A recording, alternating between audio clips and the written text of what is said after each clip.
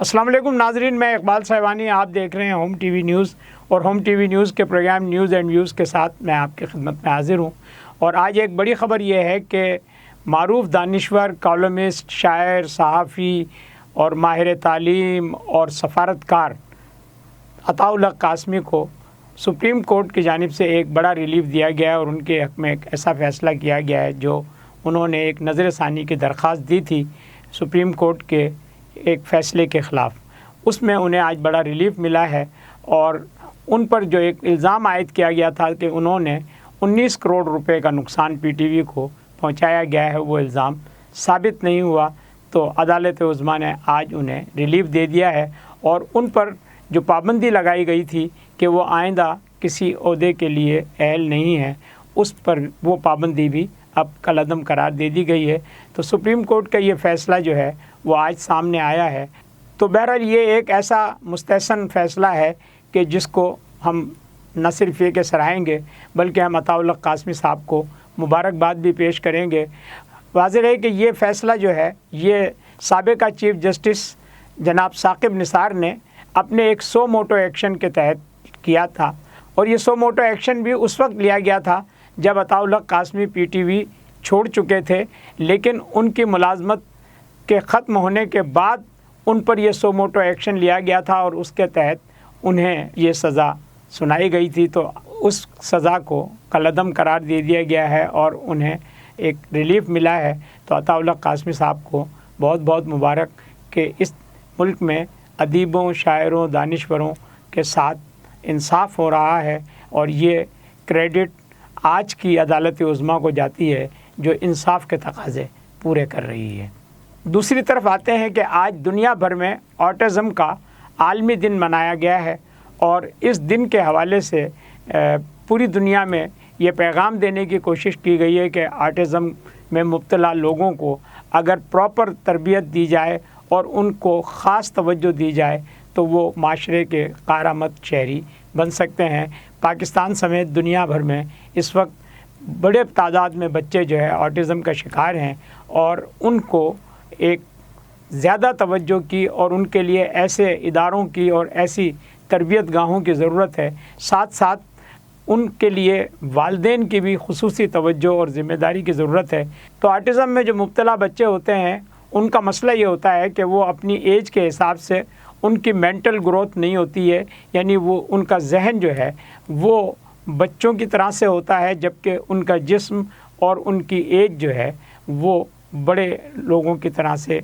Growing کرتی رہتی ہے۔ تو اس حوالے سے ان کو خاص تربیت کی ضرورت ہوتی ہے، اور اس حوالے سے ایسے ادارے موجود ہیں۔ اگرچہ پاکستان میں ایسے اداروں کی بہت کمی محسوس کی جاتی ہے، لیکن دنیا بھر میں بہرحال ایسے ادارے موجود ہیں۔ تو پاکستان میں بھی اس دن کو منایا گیا ہے، اور اس حوالے سے یہ ذمہ داری حکومت کی بھی ہے اور ان اداروں کی بھی ہے اور ان این جی اوز کی بھی ہے کہ وہ آٹزم پر خصوصی توجہ دیں، تاکہ آٹزم میں مبتلا بچے اپنی طبعی عمر کے ساتھ ساتھ اپنے آپ کو گرو کر سکیں اور معاشرے کے کارآمد شہری بن سکیں۔ آئیے اب ایک اور خبر کی طرف چلتے ہیں۔ پنجاب میں فیصلہ کیا گیا ہے کہ فلٹر پلانٹس لگائے جائیں گے، اور فلٹر پلانٹس کے ذریعے لوگوں کو صاف پانی پینے کی سہولت میسر ہوگی۔ تو بہرحال یہ ایک اچھا قدم ہے، اور جب سے مریم نواز وزیر اعلیٰ بنی ہیں ان کی جانب سے بے شمار منصوبے سامنے آ رہے ہیں جو عوامی فلاح و بہبود کے منصوبے ہیں۔ ان میں چاہے نوجوانوں کی فلاح و بہبود کے منصوبے ہوں، خواتین کے منصوبے ہوں، یا اور کوئی ایسے منصوبے۔ ابھی حال ہی میں انہوں نے ایک بڑا مستحسن قدم یہ اٹھایا تھا کہ یہ جو پتنگ کی ڈور سے لوگوں کی جانیں جا رہی ہیں، تو انہوں نے ایک تو پنجاب میں پتنگ بازی پر پابندی لگانے کی بات کی، اور ساتھ ساتھ ان حادثات سے بچنے کے لیے موٹر سائیکلز پر ایسی لمبی ایک